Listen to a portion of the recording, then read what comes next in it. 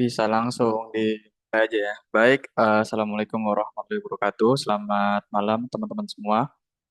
Kembali lagi pada weekly market briefing ke-9 dari Vincera. Sebelumnya kami mengucapkan terima kasih pada teman-teman semua yang sudah berkenan hadir dan ya datang juga untuk mengamati terkait dengan materi makro domestik dan juga global yang nanti juga dilanjut sama technical analysis. Oke, mungkin aku izin share screen dulu ya. Sebentar.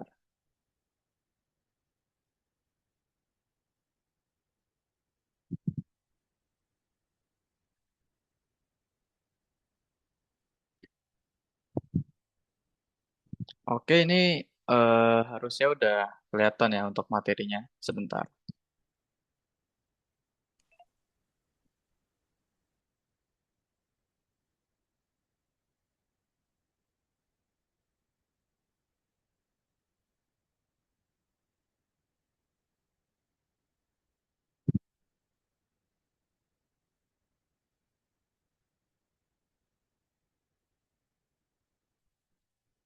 Oke, jadi pada kesempatan kali ini ya di Vincera hari ini di tanggal 12 April, seperti biasa kita akan menyampaikan terkait dengan materi makro baik dari domestik dan juga global. Mungkin langsung ke pembahasan pertama ya biar nggak terlalu lama. Jadi pembahasan pertama di sini masuk ke dalam ekonomi domestik minggu ini itu terkait dengan mohon maaf ini judulnya belum diganti ya. Sebentar. Dan ini biar enak bacanya. Oke, maaf. Oke. Jadi untuk minggu ini pembahasan yang cukup ramai diperbincangkan khususnya pada ekonomi domestik adalah pelemahan ya, kembali pelemahan rupiah atau depresiasi rupiah terhadap dolar yaitu tembus di angka 17.100. Ya tetap volatil, masih ada di rentangan sekitar 17.000 hingga 17.100. Dan pada data ini kami mengambil atau men-set datanya itu di 9 April tepat hari Kamis itu berada di level 17.082 yang bersumber dari Disdor Bank Indonesia. Oke, jadi terlihat ya secara data bahwasannya pada April tanggal 9 rupiah mengalami depresiasi hingga 17.082 yang kita bandingkan dengan awal tahun ya memasuki tahun 2026 eh, rupiah itu berada pada level 16.675 yang tentunya ini cukup berbahaya ya. Namun di sisi lain, eh, sebenarnya pelemahan rupiah ini banyak faktornya gitu, baik dari segi fiskal maupun dari moneter. Mungkin kalau teman-teman ketahui terkait dengan pembicaraan rupiah ini, tentunya otoritas yang mengontrol hal ini adalah Bank Sentral ya dalam hal moneter yaitu Bank Indonesia. Namun di sisi lain, sebenarnya kalau kita lihat ya dari weekly market briefing sebelumnya, lalu juga laporan-laporan yang kita share di Vincera Intelligence, sebenarnya ini ada hubungannya dengan anatomi fiskal kita secara tidak langsung yang membuat rupiah terdepresiasi atau melemah. Nah, mungkin di sebelah kanan ada insight ya terkait dengan data yang disampaikan, yaitu rupiah terdepresiasi hingga level 17.082. Lalu depresiasi ini disebabkan oleh ketegangan Timur Tengah dan momen menguatnya USD dan USD. Lalu selanjutnya adalah pelemahan rupiah ini juga menyebabkan kondisi cadangan devisa domestik yang turun dalam upaya penstabilan rupiah. Nah, untuk depresiasi rupiah ini sebenarnya jika beralasan ketegangan di Timur Tengah, sebenarnya ketegangan Timur Tengah ini udah terjadi sekitar 4 hingga 6 minggu. Yang menurut standar Chartered itu adalah rentangan yang mereka prediksi. Itu ada di laporannya, ya, salah satu analis mengatakan seperti itu. Berarti sudah berjalan 4-6 minggu, tapi kenapa baru 17.100 itu di minggu ini? Jadi sebenarnya kan di minggu ini ya, sebenarnya itu ada agreement ya, agreement antara Amerika Serikat dan Iran, tapi dalam hal ini mungkin yang kita lihat adalah Amerika yang berupaya untuk melakukan kejahatan senjata. Banyak analis ya, analis amatir dan juga yang sudah profesional itu banyak yang melihat bahwasannya ketika S&P 500 lalu juga ketika yield USD itu naik, Trump ini sebenarnya eh, lumayan panik gitu di saat hal seperti itu terjadi. Maka dari itu, kenapa baru-baru ini kejahatan senjata itu diupayakan oleh Trump. Namun kabar terbaru ternyata kejahatan senjata itu tidak terjadi gitu, ditolak oleh Iran. Itu kabar terbaru. Nah, sebenarnya pun kalau misalkan kita berbicara tentang kejahatan senjata ini sebenarnya itu hanya jangka pendek saja. Karena lagi-lagi ini akan berurusan dengan si Selat Hormuz nantinya. Karena kembali lagi kepada muara dari permasalahan makro ya, yaitu terkait dengan inflasi yang nanti nyambung juga ke suku bunga, bahwasannya solusi atau mungkin investor itu atau pasar menunggu ya hasil akhir berupa lancarnya ya berarmadanya kembali kapal-kapal yang ada di Selat Hormuz yang tentunya ini akan berdampak positif pada eh, stabilisasi harga ya ke normal dari minyak mentah gitu. Jadi ini sebenarnya nyambungnya itu ke agreement yang baru terjadi pada minggu ini gitu.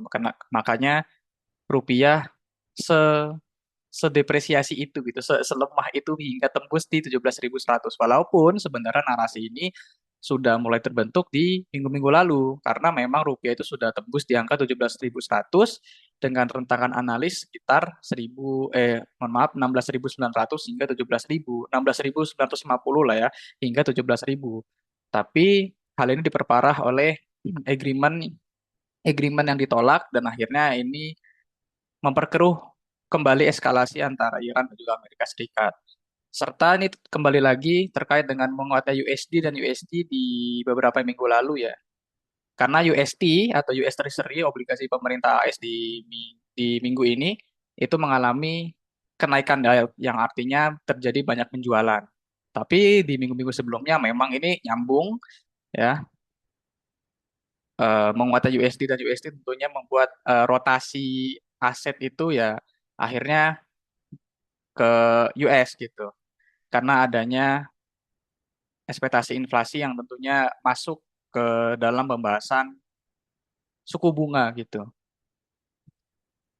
Tapi untuk minggu ini permasalahan yang cukup kuat untuk dari segi equity adalah dari USD yang menguat karena terkeruhnya konflik atau eskalasi di Timur Tengah. Lalu pelemahan ini juga disambung ya atau disangkut pautkan dengan penurunan cadangan devisa. Nah, cadangan devisa ini sebenarnya adalah upaya yang dilakukan oleh pihak moneter yaitu Bank Sentral kita, Bank Indonesia.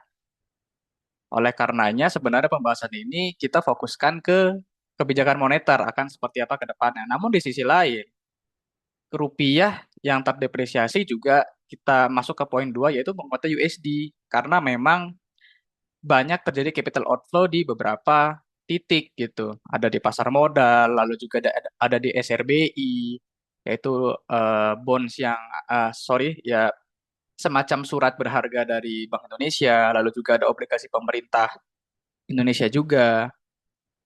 Jadi beberapa titik capital outflow itu yang membuat juga depresiasi ini terjadi gitu. Dan apa yang kemudian dilakukan oleh bank sentral kita? Ya tentunya berhubungan dengan si cadangan devisa ini, yaitu dengan cara eh, mengeluarkan beberapa dolar yang tentunya ini mengurangi juga cadangan devisa, karena cadangan devisa ini sebenarnya banyak halnya atau hal-hal yang disimpan lah atau yang termasuk ke dalam cadangan devisa. Salah satunya adalah valuta asing dalam bentuk dolar. Begitu. Jadi untuk menyelamatkan rupiah sebenarnya dari bank sentral sendiri itu sudah mengupayakan itu dengan cara ya banyak sebenarnya caranya mungkin agak sedikit teknis untuk istilahnya tapi secara ilustrasi adalah ya mereka akhirnya eh, mengeluarkan dolar gitu dengan harapan ya rupiah tidak selemah itu ya walaupun tetap lemah karena sebenarnya yang bikin depresiasi ini adalah balik ke poin dua tadi, yaitu ada kedekangan di Timur Tengah atau konflik Timur Tengah dan juga sentimen pasar yang cukup buruk gitu, yang tentunya ini menguatkan USD. Nah, balik lagi ke pembahasan terkait dengan fiskal. Nah, fiskal kita kan sebenarnya ini udah dibahas ya di weekly market briefing minggu-minggu yang lalu bahwasannya eh, defisit gitu, hampir defisit 3% karena mungkin beberapa program seperti makan bergizi gratis yang tentunya ini membebani anatomi fiskal kita. Dan akhirnya banyak lembaga rating yang merating bahwasannya agak skeptis gitu dalam hal pembayaran utang ya, yaitu beberapa lembaga kredit rating seperti Moody's ya. Lalu juga kita juga tereksposur juga dengan eh, pe- sorry dari MSCI.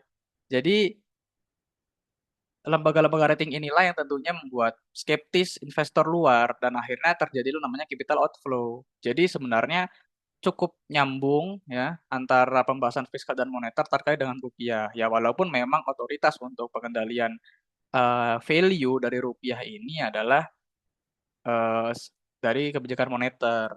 Tapi kita perlu tahu juga bahwasannya di makro itu ada namanya kebijakan bauran, yaitu kebijakan yang dilakukan oleh fiskal dan moneter, yaitu dari Kementerian Keuangan dan juga Bank Indonesia, kurang lebih seperti itu. Jadi sebenarnya depresiasi ini didorong penuh oleh ketegangan Timur Tengah dan juga menguatnya USD untuk minggu ini ya, gitu.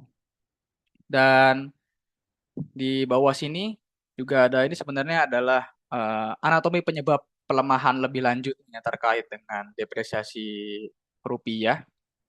Yaitu yang pertama adalah konflik AS Iran dan guncangan minyak, yang dimana ini adalah pemicu utama fase terakhir pelemahan rupiah, yang dimana konflik di Timur Tengah ini memicu lonjakan harga minyak juga lebih dari 30%, yang berdampak langsung pada negara-negara pengimpor energi. Salah satunya adalah Indonesia, walaupun bukan eksposur tertinggi dalam hal impor ya, karena kalau ngomongin exposure tuh masih ada negara lain seperti Jepang dan lain sebagainya. Lalu selanjutnya adalah USD ya atau dolar kuat ini dan adanya ekspektasi Fed itu hawkish yang dimana banyak yang bertaruh bahwasannya the Fed Bank Sentral Amerika Serikat akan mempertahankan suku bunga tetap pada bulan ini yang semakin mendukung dolar dalam narasi higher for longer yang semula dianggap berada di akhir 2025 yang kini kembali kembali karena kekhawatiran harga energi pada inflasi Amerika Serikat. Selanjutnya adalah pelemahan permintaan ekspor global yang di mana pertumbuhan ekspor ini domestik ya. Pertumbuhan ekspor Indonesia ini juga mulai melambat ya walaupun masih dalam angka yang tinggi ya, tapi melambat setelah sempat meningkat pada tahun 2025 terutama karena melemahnya permintaan global ya. Balik lagi akibat konflik AS Iran.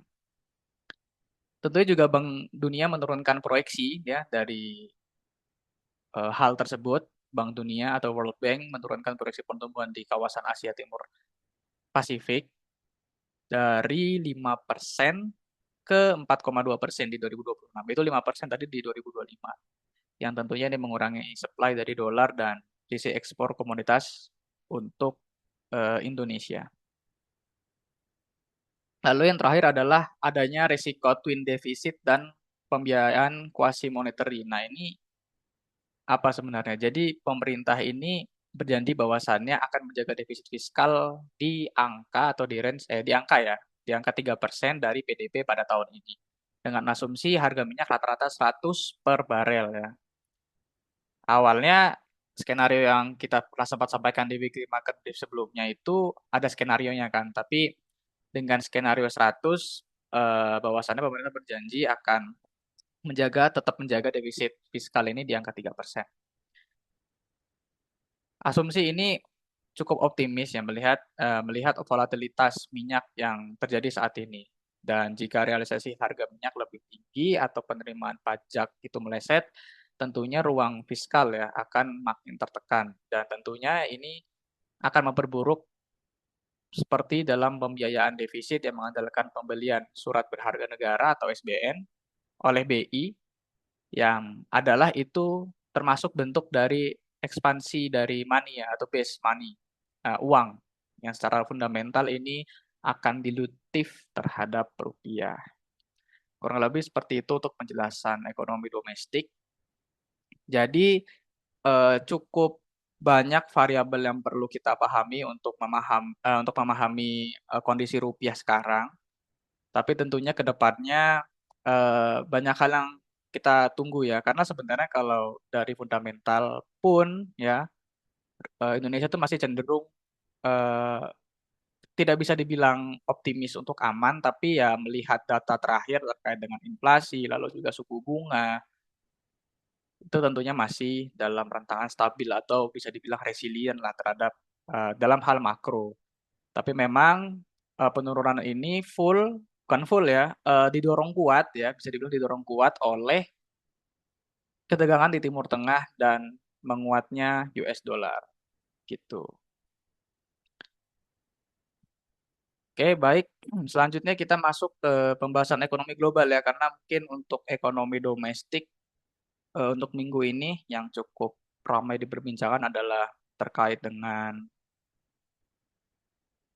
rupiah ya, penurunan rupiah.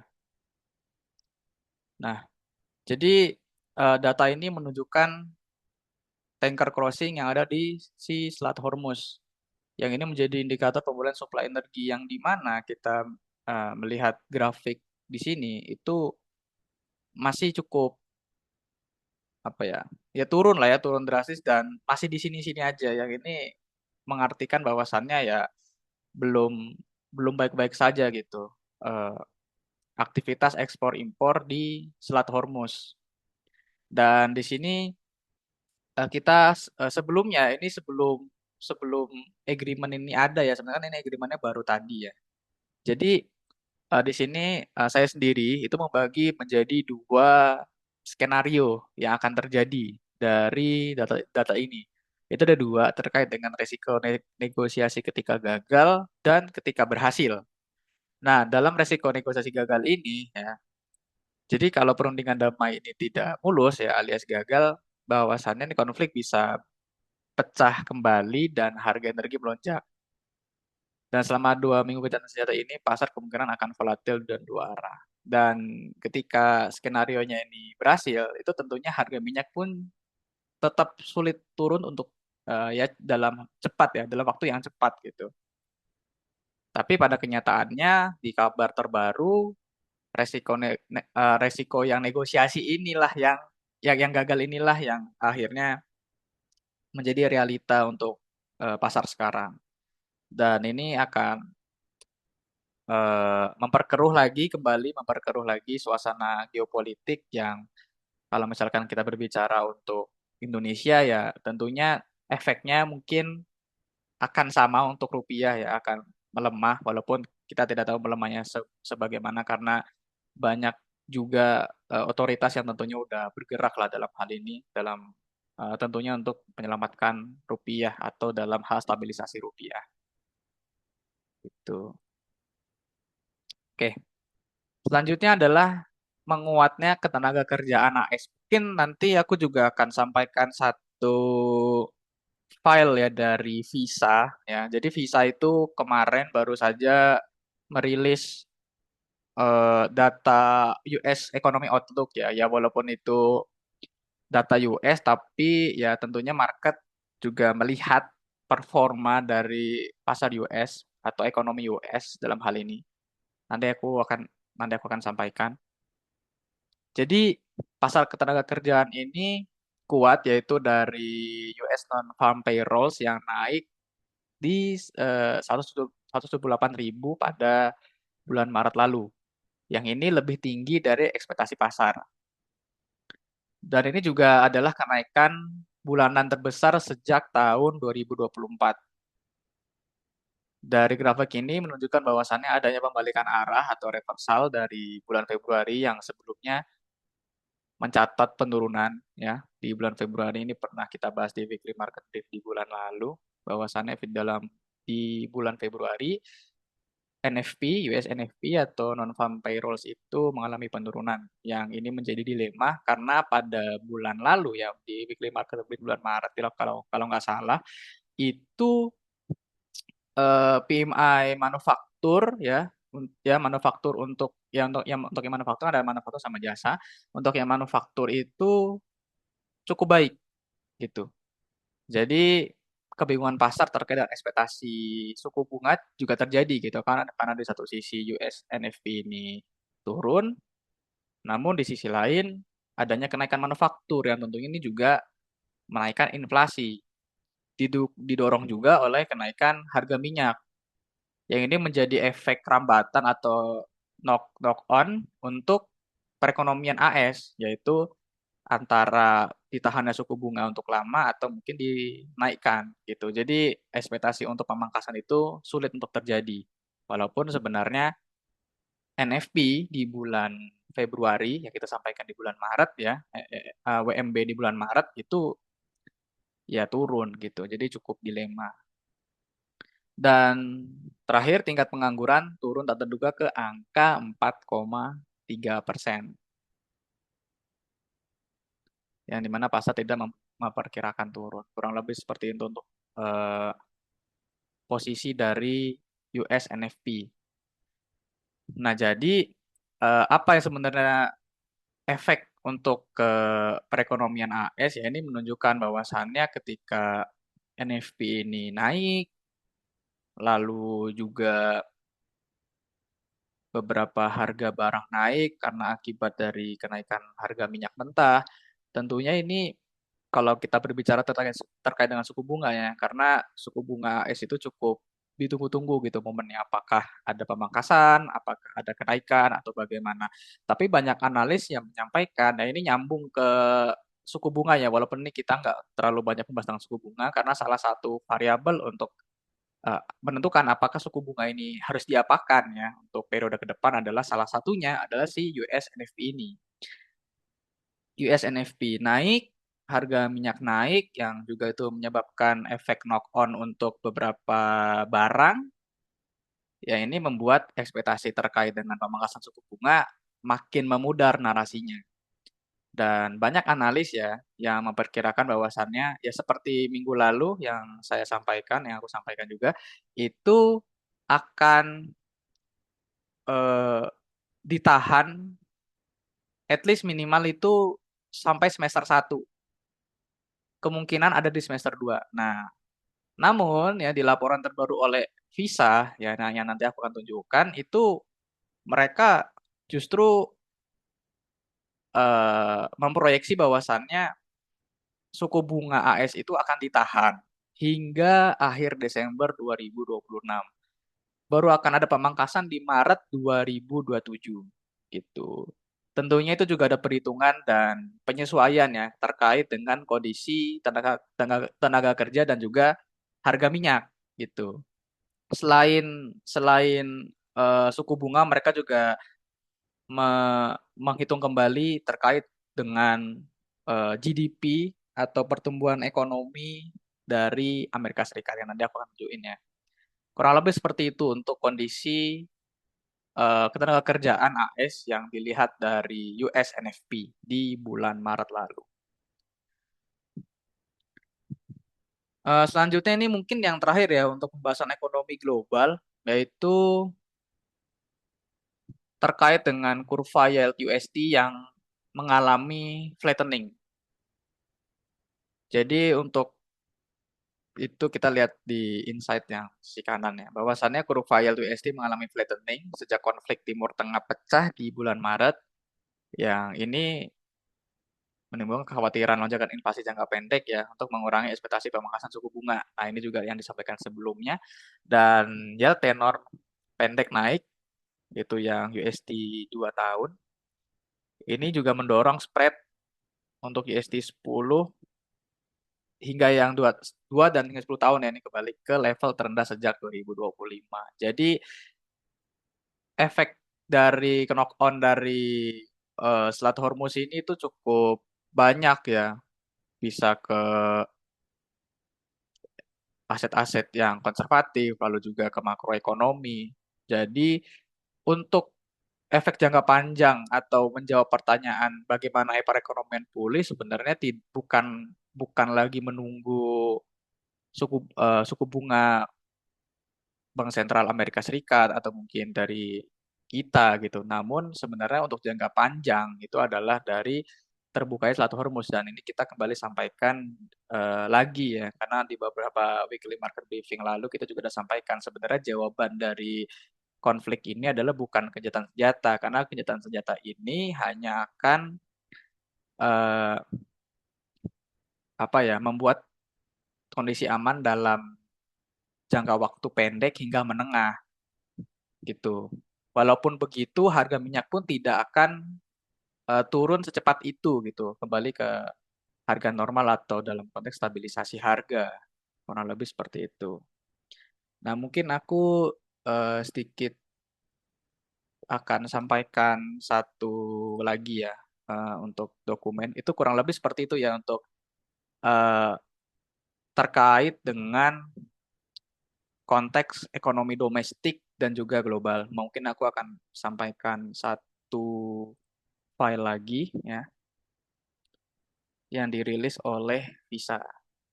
Oke, ini harusnya udah kelihatan ya.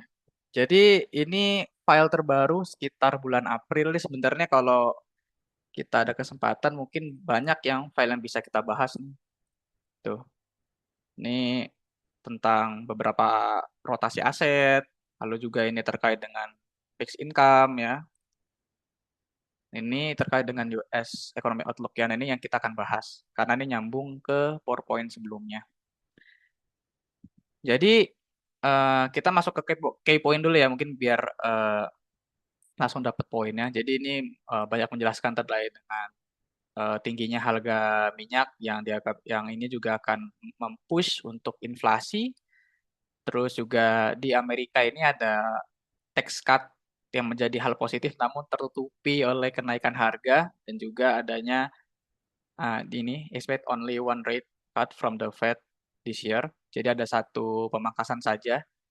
Tapi dalam hal ini Visa itu untuk poin ketiga ya, untuk key poin ketiga itu hanya akan ada satu pemangkasan, namun belum tahu hingga maksudnya di tahun ini tuh di periode di semester 2-nya itu semester kapan di bulan apa. Lalu untuk di tahun 2027 akan dilakukan pemangkasan di bulan Maret 2027 gitu.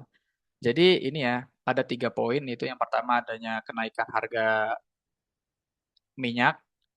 Di sini dari Visa itu memproyeksi bahwasannya ini akan di posisi 100 dolar di atas 100 dolar per barel di kuartal 2. Yang ini sekarang ada di kuartal 2.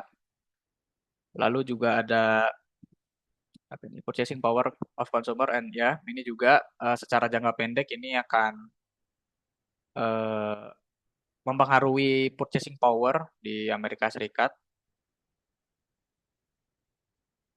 Terus ini juga ya adanya tax cut sebenarnya di Amerika Serikat itu, namun tax cut ini itu adalah hal positif ya, karena ada pengembalian pajak.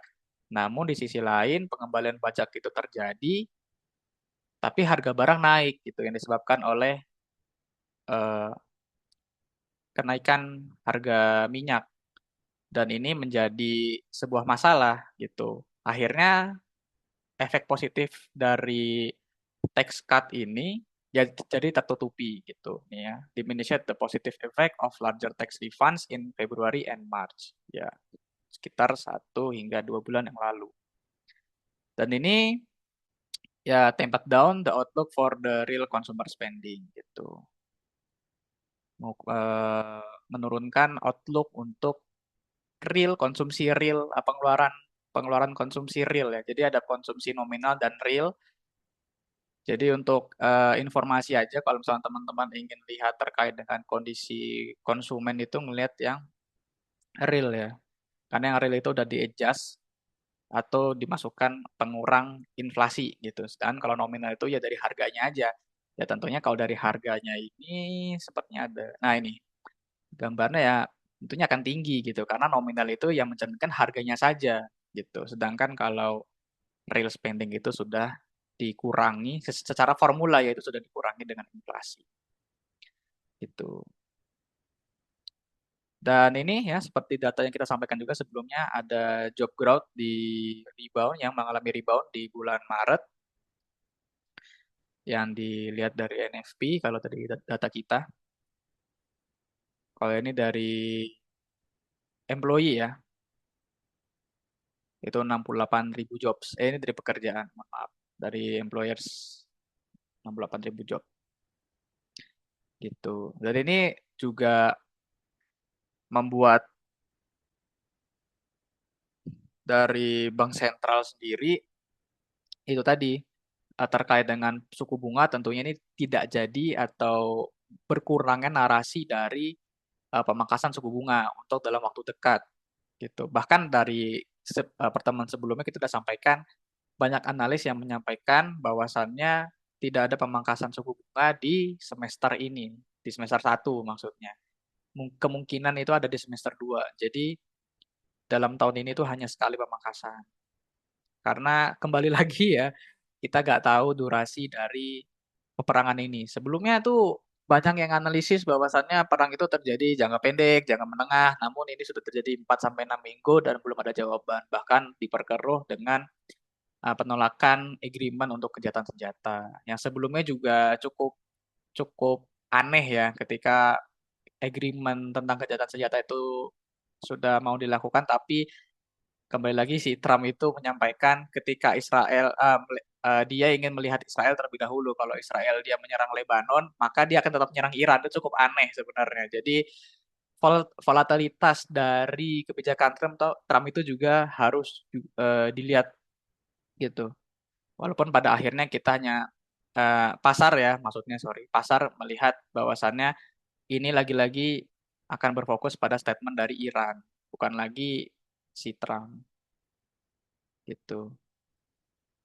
Ya kurang lebih itu ya untuk penjelasan terkait dengan tadi sambungan dari materi yang tadi ya. Ini sebenarnya yang dibahas nih cukup variatif ya, terutama yang di sini tuh terkait dengan bisnis investment. Ini tentunya rising oil price itu menahan. Ini mungkin pendek aja ya, memberatkan untuk bisnis investment karena ketika rising oil ya suku bunga akan tertahan tinggi atau dinaikkan. Di sisi lain, bisnis-bisnis yang ingin melakukan ekspansi ya akan susah karena kreditnya juga tinggi gitu. Terutama untuk tren sekarang itu ya tren teknologi gitu. Sedangkan ya ini akan memukul lah untuk perusahaan-perusahaan yang non teknologi untuk melakukan ekspansi. Melihat dari suku bunga ya yang ini akan berimpact pada suku bunga kredit gitu. Dan ini juga akan memukul mundur pebisnis-pebisnis yang ingin melakukan ekspansi ini ya dari ini. High longer investment yield translate directly into increased borrowing cost for capital investment. Dan ini constraint near-term financing activity and dampen appetite for long-term business commitments. Gitu. Ya kurang lebih sama ya ini juga tadi yang kita sampaikan. Ini laporan terbaru dari Visa. Mungkin nanti kalau misalkan teman-teman mau nanti mungkin bisa aku share di kolom chat ya. Ya kurang lebih seperti itu. Ini hanya melanjutkan dari penyampaian yang tadi ya. Menyambung yang tadi terkait dengan UST dan juga menguatnya ketenagakerjaan AS yang ini berimpact atau jadi efek knock on untuk kebijakan suku bunga AS yang tentunya pasar juga berekspektasi hal yang sama bahwasannya narasi untuk pemangkasan suku bunga itu sudah mulai memudar. Baik, kurang lebih seperti itu untuk pembahasan terkait dengan ekonomi domestik dan juga global ya. Mungkin sekarang adalah sesi tanya jawab. Mungkin kalau teman-teman ada pertanyaan terkait dengan makro domestik atau global, mungkin bisa chat di kolom chat di Zoom. Aku tunggu sampai 8.27 deh. Aku kasih waktu 2 menit. Nah, kalau misalkan nggak ada, nanti mungkin kita bisa lanjut ke pembahasan teknikal ya. Nanti teman-teman juga bisa tanya tuh emitennya di kolom chat. Aku tunggu 2 menit ya teman-teman ya untuk pertanyaan terkait dengan makronya.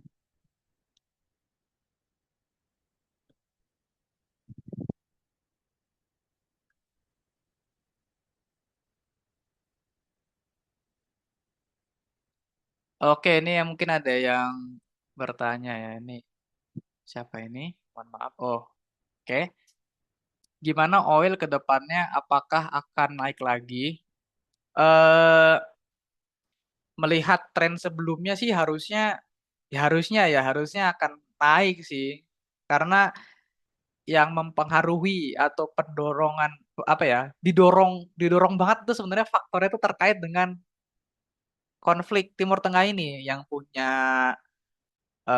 power dalam hal ini kan adalah Iran ya. Jadi kalau misalkan eskalasi ini berlanjut dan ini sebenarnya penolakan itu yang nolak tuh Iran sendiri gitu. Jadi yang punya otoritas kontrol di Selat Hormuz juga dia gitu. Jadi dalam hal ini ya kita bisa lihat bahwasannya harga minyak itu akan naik gitu, akan naik dan tinggi gitu. Dan ketika kita tarik kembali ke kondisi makro kita di makro domestik kita ya di Indonesia, ya ini akan membahayakan lagi untuk anatomi fiskal kita gitu. Karena jujur aja anatomi fiskal kita yang cukup diskeptiskan oleh beberapa lembaga rating ya seperti Moody's, Fitch Rating ya dari S&P ini membuat skeptis dari investor asing yang ini menjadi apa ya adanya aksi jual dan capital outflow terjadi. Nah, ketika capital outflow terjadi bahwasannya ya rupiah ini bisa terdampak gitu karena adanya penjualan rupiah dan pembelian dolar kembali yang ini membuat USD menguat, rupiah jadi melemah gitu. Sebenarnya kita juga harus paham gitu dari segi fiskal seperti apa atau moneter seperti apa. Mungkin banyak juga ya bukan mengira, mungkin memang ini harusnya gitu. Harusnya memang pembahasan seperti ini bukan Pak Purbaya lah kalau ngomongin di internet gitu. Bahwasannya ini bukan Pak Purbaya benar.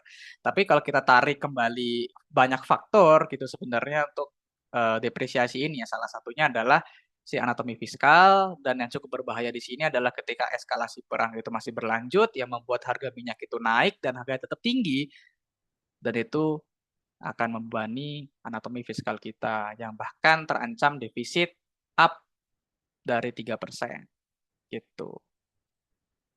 Oh, ada lagi nih. Dan apa komoditas yang menarik ke depannya? Wah, komoditas ya. Jujur aku kalau komoditi ini nggak terlalu melihat ya. Coba ya, mungkin aku bisa cek dulu nih. Jadi, kalau misalkan eh selagi harga minyak naik ya tentunya komoditi-komoditi seperti minyak itu masih layak untuk dipantau ya. Tapi di sisi lain kita juga lihat perusahaannya gitu. Jadi kalau dari aku ya salah satunya itu adalah minyak ya karena ini katalis yang cukup positif karena keterbatasan ini naiknya harga minyak dan untuk komoditi yang dihindari juga kali ya sebagai tambahan itu ya adalah bukan komoditi ya perusahaan-perusahaan yang tentunya punya exposure lebih terkait dengan minyak gitu. Karena ternyata dari agreement itu gagal dan ini membuat narasi pasar yang menjadi negatif ya, menjadi sentimen negatif dan ini membuat cost untuk cost itu jadi cost operasional itu jadi naik gitu. Kalau misalkan kita berbicara terkait dengan kenaikan harga minyak gitu. Untuk perusahaannya tuh yang punya exposure minyak tuh cukup hati-hati karena marginnya jadi kecil gitu. Kalau komoditas yang aku lihat sih ya minyak minyak tuh masih oke, tapi dilihat lagi perusahaannya itu seperti apa secara fundamental. Kurang lebih seperti itu. Apakah itu sudah menjawab untuk kedua pertanyaan itu? Mungkin bisa dikonfirm kalau mungkin belum jelas atau mungkin sudah jelas. Dan mungkin teman-teman masih ada yang ingin bertanya atau enggak, mungkin bisa chat di kolom chat ya. Sampai jam 20.30 deh. Oh, bentar nih ada yang. Oh, udah. Oke.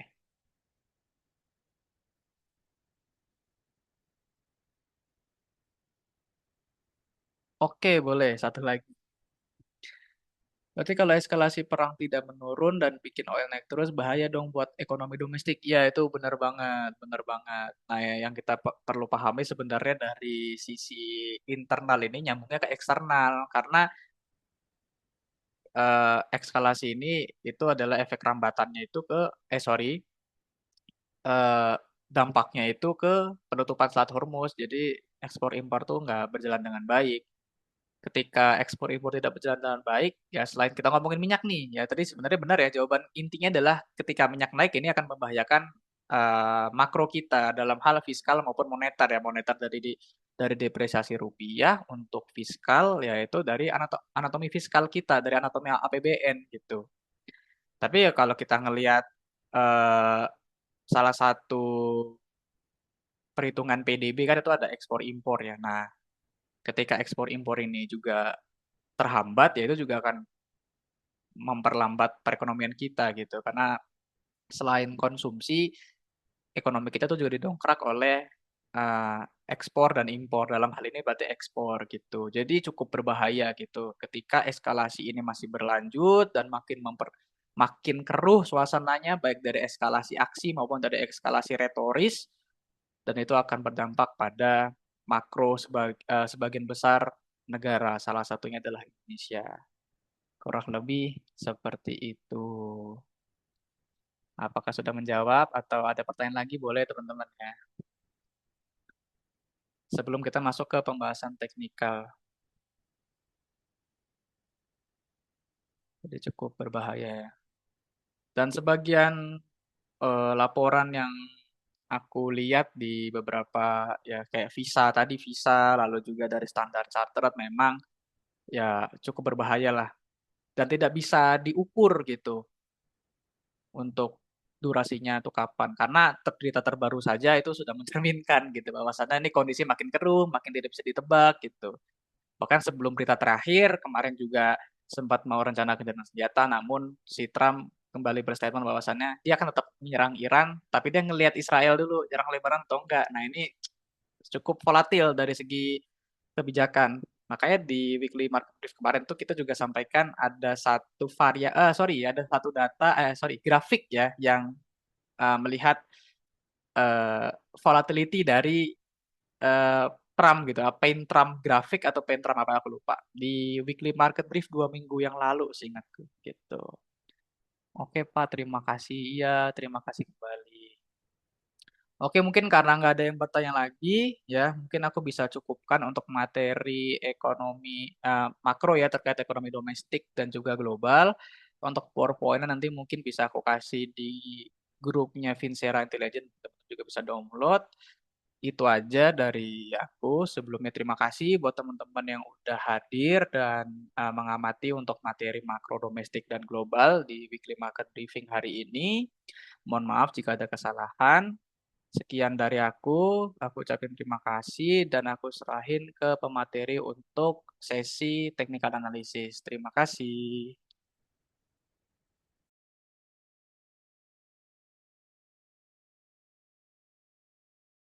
Oke, halo semuanya.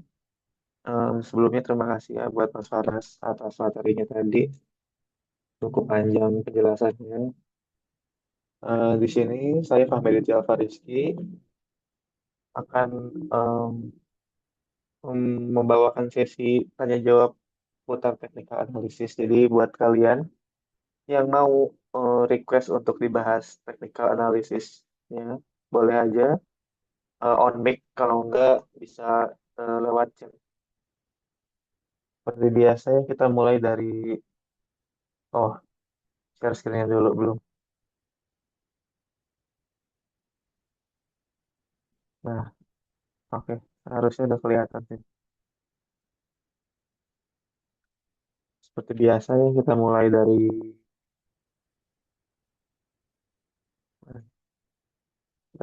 IHSG dulu. IHSG ini di minggu kemarin saya bilang kalau IHSG ini area yang perlu diperhatikan di supportnya itu di sini nih kemarin tuh di 7.000, di area 7 ribuan, dan ternyata minggu kemarin berhasil untuk survive. Dia em, ada pantulan di area 7 ribunya dan langsung rebound nih ke resistennya di sini. Kemarin tuh bikin di minggu kemarin bikin dua gap yang cukup besar, yang kedua lumayan. Nah ini dia langsung jebol supportnya di 7.300 dengan volumenya yang lumayan ya, lumayan bagus di 3 hari kemarin, kenaikan dengan volume jadi lumayan bagus lah kenaikannya. Kenaikannya real berarti. Kalau dari monthly-nya sih kita lihat ya ada pantulannya juga ya di sini. Sama seperti yang daily-nya. Tapi kita lihat di weekly-nya ya dia mantul di sini di 7.000-nya. Kalau di daily sih kemungkinan bakal main di area sini dulu ya. Selama dia di area sini 7.300 kan sampai 7.400, 7.500. Asal dia tidak jebol ke bawahnya ke support barunya di 7.300 harusnya aman ya. Gitu kalau buat IHSG sih. Cukup bagus. Kemarin lumayan gede juga volume 3 hari ke belakang. Em, apa lagi? Saham, ada yang mau request buat dibahas nggak? Sambil nunggu kita lihat dulu saham-saham yang lain, PPP nih, yang kita udah bahas kemarin juga PPP. Walaupun dia masuk ke high concentration list dari OJK, namun dia sempat turun lumayan kencang 20%, namun eh, dia kuat dan bisa balik lagi mantul di area supportnya nih, support kuat yang kemarin saya bilang ini. Dan ternyata benar dia bisa rebound di area supportnya lumayan 31-33% reboundnya, distribusi. Tapi coba kita lihat di monthly-nya ya, bikin jarum, tapi volumenya sih belum terlalu besar ya. Paling buat trading trading dulu aja brand ini bisa. Nah, kalau dapat di area supportnya sih lumayan banget ini.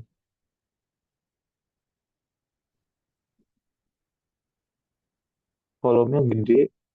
Nah, coba kita lihat di Roxum dari 6 April. Coba.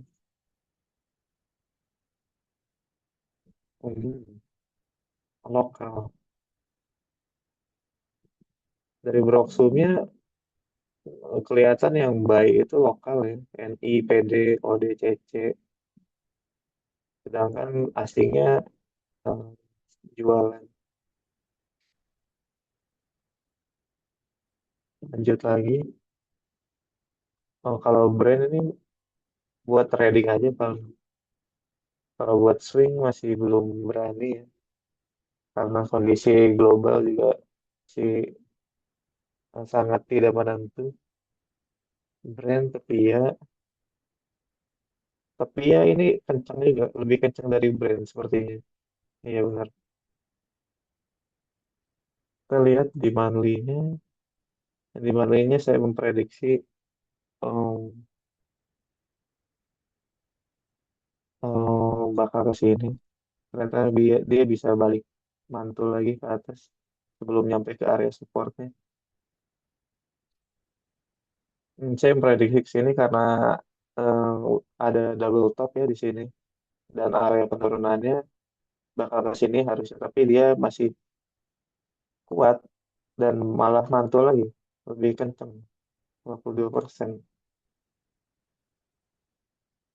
Kalau di monthly-nya masih biasa aja sih. Di weekly-nya biasa aja ada double top. Kalau di daily-nya masih biasa aja, tapi volumenya sangat besar sampai iya di 3 hari kebelakang ini besar. Ini menarik buat trading juga sama kayak brand tadi. Kalau buat swing, masih belum terlalu yakin. Tapi ya boleh sih dipantau buat trading. Kalau mau buy, paling di area sini, di sini. Cuman harus agak hati-hati juga sih, karena udah naik lumayan kenceng juga. Dan area resistennya di sini, di sini, iya di sini, 6.600. Jadi ya, jadi ya, aduh, jadi ya saya suka ini. Kemarin saya bilang ini, jadi ya ini salah satu saham PP yang paling menarik. Walaupun dia sempat turun, tapi em, mantul lagi dia ke atas sampai ke area targetnya di sini, malah lebih nih.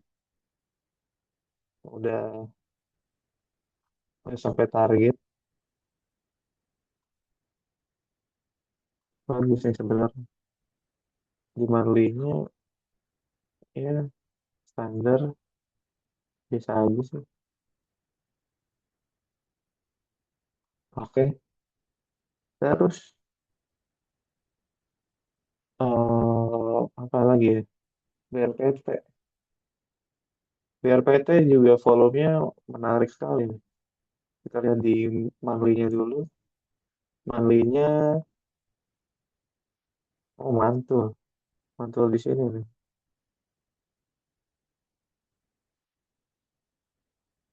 Kalau mau beli sih paling di sini, tapi udah terlalu jauh. Kalau mau aman, iya. Di weekly-nya dia berhasil keluar dari downtrend ini. Oh, iya, di sini. Belum terlalu menarik sih kalau buat swing. Paling buat trading-trading bisa dipantau aja kalau buat PP bakal rame nih. Apa lagi? Mana ya? Oh Dewa, ada request Dewa. Dewa, eh ini kemarin saya bilang nggak ya kalau ada pola ini di Dewa. Di Dewa ini udah kena target polanya nih, capain handle. Kayaknya kemarin saya bilang deh, minggu kemarin. Cuman area area belinya masih belum kena kemarin tuh. Sayang banget nih. Udah langsung kena targetnya 14% di sini. Kalau buat sekarang Dewa gimana ya? Masih menarik nih. Dia Dewa ini keluar dari downtrendnya ya, volumenya masih kecil, menarik.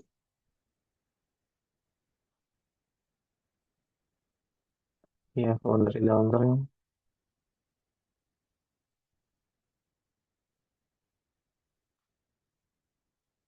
Dewa kalau mau beli di uptrend ya.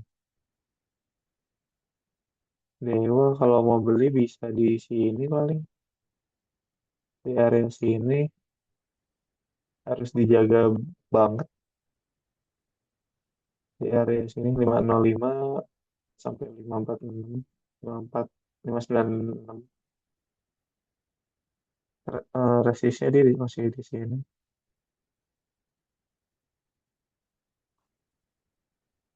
Dewa masih biasa aja sih Dewa. Cuman kalau bisa didapat di sini sih bagus ya. Di 505 sampai 5 sampai 494. Bakri lagi deh.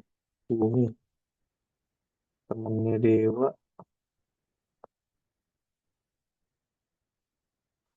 nggak kena area buy-nya juga kemarin Saya bilang kalau mau beli Dewa di sini menarik. Dewa, Bumi nih gimana ya? Supportnya di sini kalau monthly. Kalau di weekly, iya di sini.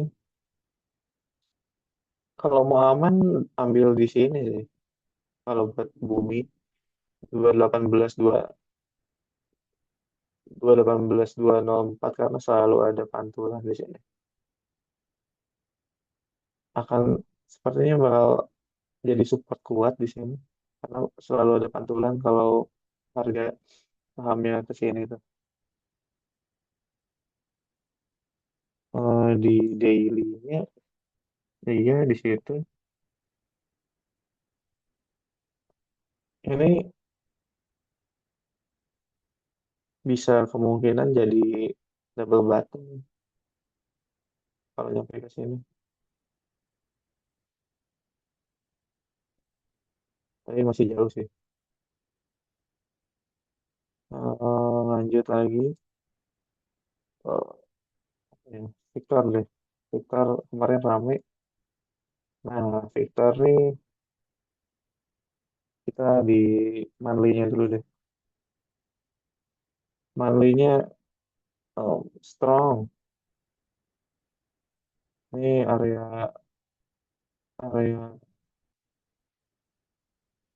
supportnya di sini.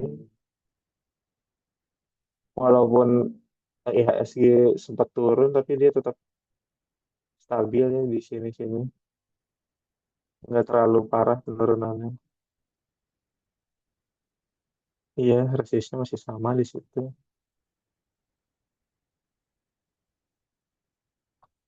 Victor ini menarik, menarik sih Victor. Kemarin mau direkom cuman tinggalan. Volume-nya gede 3 hari kemarin. Potentially bikin double bottom. If kalau dia break di sini, bakal sangat menarik ini Victor. Jadi ya ditunggu aja. Kalau mau entry sekarang harus hati-hati sih karena dari kemarin udah cukup kenceng. Kita lihat di ini entry sekarang di berapa ya? Entry terdekat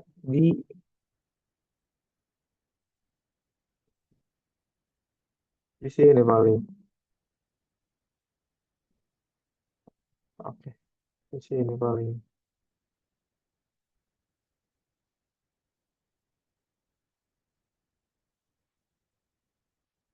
945, 930. Tapi porsinya kecil dulu aja. Sambil nunggu si Victor ini berhasil bikin double double bottomnya tadi.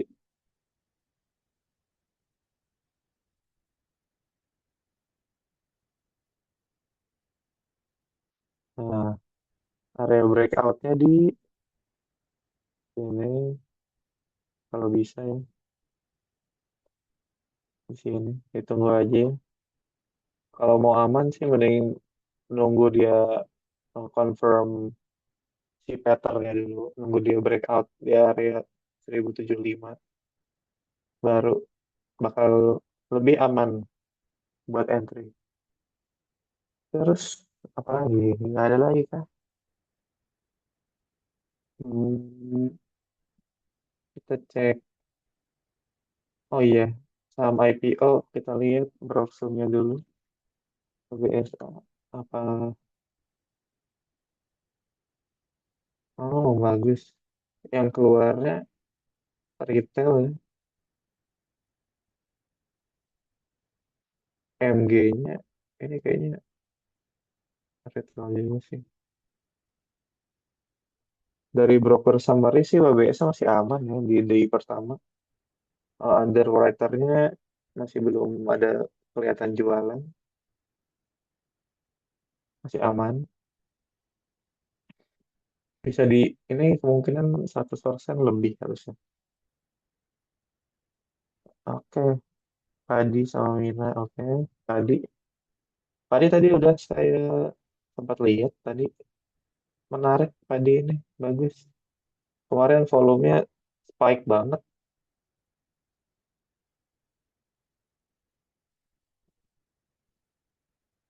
tiba-tiba spike. Kita lihat di monthly-nya dia mantul.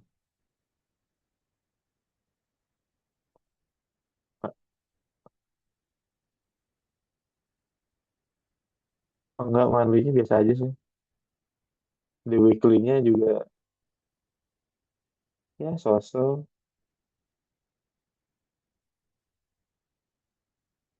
Cuma kalau dilihat si Mina ini menarik sekali. Kalau mau beli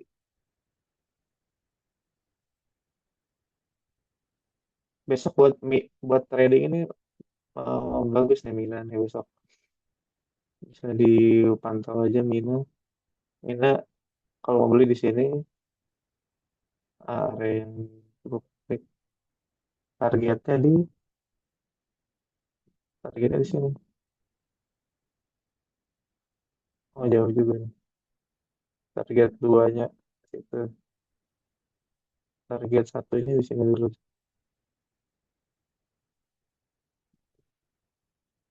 Beli di sini, beli di 125, 120, jual 136, 139, TP1 di sini, TP2 di sini. Mina, Padi menarik ya. Padi bagus, bagus. Terus Mina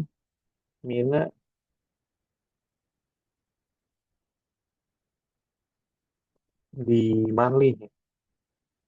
Di Marley-nya dia mantul ya, balik naik lagi. Setelah kemarin bulan kemarin turun cukup dalam. Terus ya sama kayak tadi, sama kayak Padi, Mina mirip-mirip sih. Dia Mina juga bagus sih sebenarnya. Ada akum juga.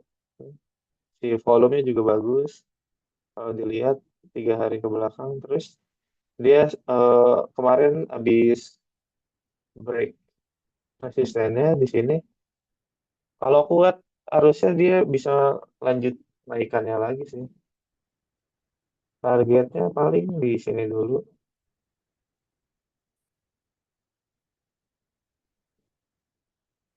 Ah, salah. Target paling di sini dulu nih. Walaupun kemarin udah kena ya. Tapi balik lagi sini ada support barunya. Tapi kalau dia besok kuat di area supportnya, bakal lanjut naik lagi harusnya. Kalau enggak ya paling balik lagi ke sini.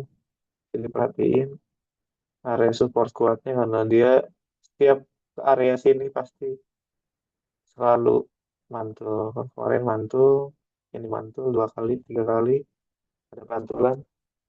Dan sekarang break resistennya. Kita lihat aja nih besok. Mina sama tadi buat trading besok bisa bagus sih. Targetnya ya di sini tadi 328, 336, bayinya di sini 304, 300.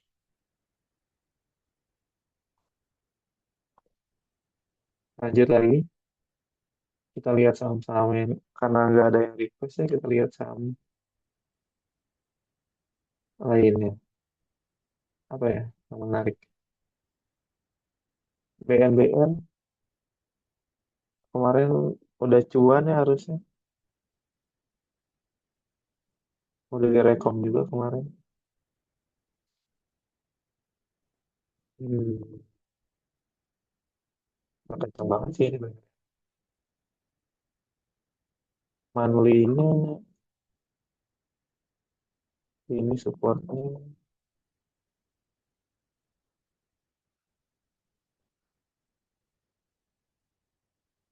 ya, di weekly-nya mantul di sini.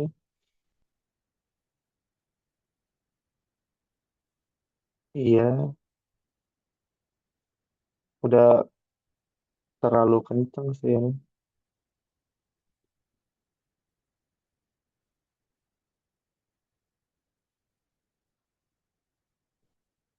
Hmm, dipantau aja kalau BNBR ini.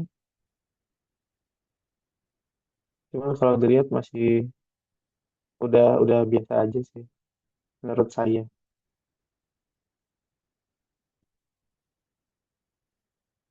Hmm. Gimana nih teman-teman? Ada yang mau request lagi nggak? Kalau ada boleh di chat atau online. Kalau nggak ada ya saya tunggu deh sampai 8 8.58 biar nggak terlalu malam juga kan.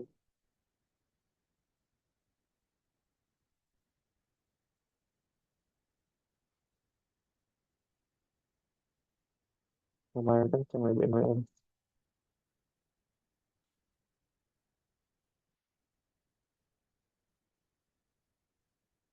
resisten. BNBR ini BNBR Naruto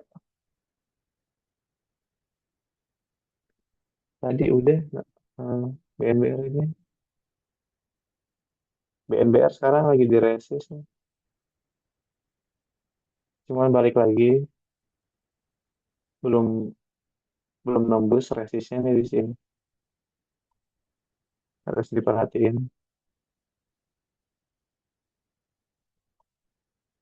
kalau mau entry nunggu retrace aja di sini.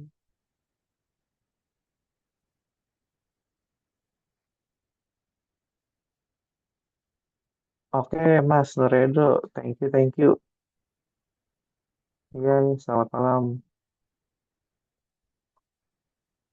Bumi tadi udah sebenarnya. Cuman ya udah saya bahas lagi ini. Bumi, bumi, bumi masih menarik. Kalau di sini, nih, kalau mau entry gedenya, entry sedangnya deh di sini. 236 sampai 232 area entry sedangnya. Kalau mau entry besar di sini, support kuatnya di 218 sampai 204. Kalau mau entry sekarang ya paling siap-siap aja buat average down karena dari Rocker summary-nya jelek sih dari seminggu ke belakang. Iya, distribusi slow. Istirahat dulu deh buat bumi nih. Nah, Isap, aduh, udah lama nih nggak lihat Isap. Isap, manlinya em, deket-deket area support nih. Supportnya di sini,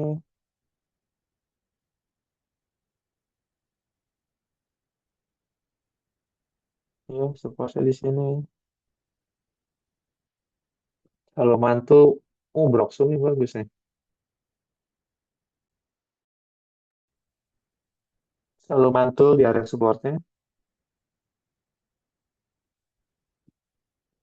28 sampai 26 ini menarik Isap karena bisa dibilang kuat juga supportnya. Terus di weekly, weekly-nya, aduh apa nih? Weekly-nya iya masih dekat-dekat area support sih. Kalau mau beli menarik nih, bisa nih. Cuman ada potensial ada potensial kalau dia bikin pola double top ya. Tapi selama dia nggak breakdown di area supportnya harusnya aman-aman aja. Kalau double top, target penurunannya di sini, waduh, nggak mungkin ya. Cuman ya masih masih bagus, masih dekat area supportnya. Dari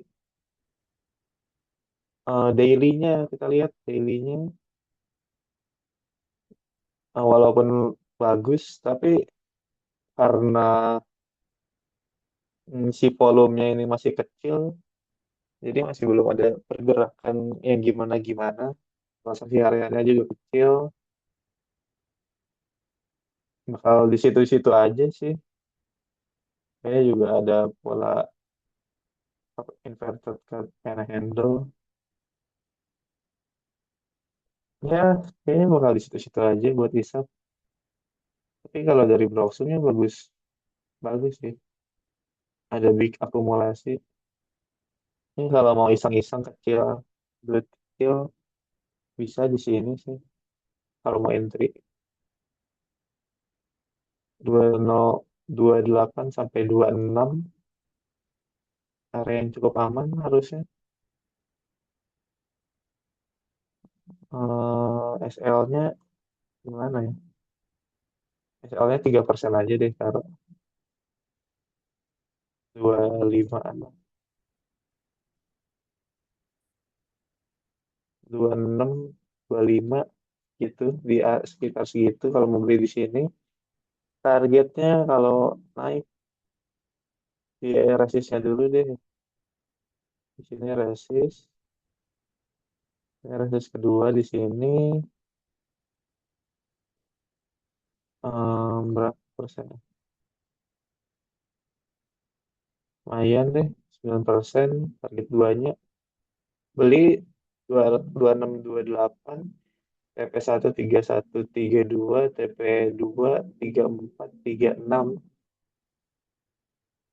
Oke, tapi belum terlalu menarik sih karena masih sepi aja sahamnya.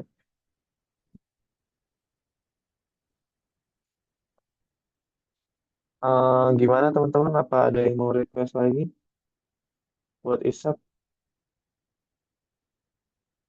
Ya lumayan lah isap. Cuman sepi aja sahamnya. Saya tunggu sampai 905 nih. Kalau belum, kalau nggak ada yang request lagi, saya sudahi saja untuk weekly market briefing kali ini.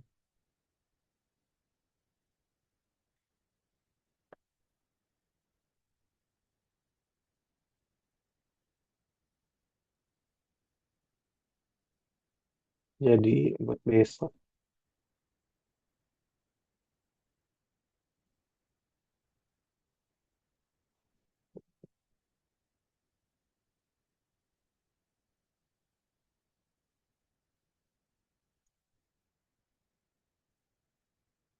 sampai 904 aja deh, per menit aja.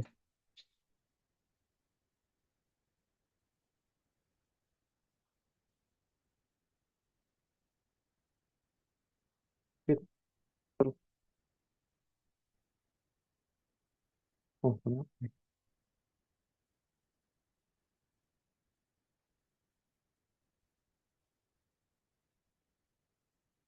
oke, karena nggak ada yang request lagi, sepertinya iya bener. Dan udah 904 juga, udah terlalu malam juga, udah jam istirahat. Jadi terima kasih ya buat eh, teman-teman semua, buat semuanya yang udah join di weekly market briefing kali ini. Saya sebagai analis dari tim Vincera mengucapkan terima kasih yang sudah untuk semuanya yang sudah menyempatkan waktu hadir dan menyimak kali ini. Sekian dari saya. Mohon maaf apabila ada kesalahan. Kakak. Ya, sekian. Terima kasih. Assalamualaikum warahmatullahi wabarakatuh.